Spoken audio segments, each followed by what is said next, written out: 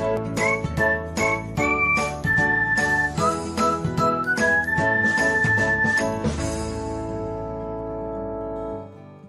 everyone, welcome back to another episode of Technologyglance.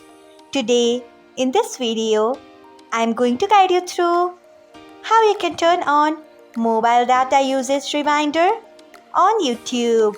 So, let's get started.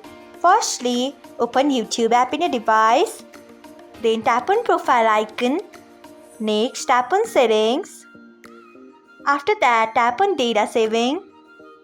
Next, you can see the option of mobile data usage reminder. Turn on it by tapping on it. Then, add the amount of mobile data. So, this is how you can turn on mobile data usage reminder on YouTube. Thanks for watching. If you found this guide helpful, we would love it if you hit the thumbs up button below.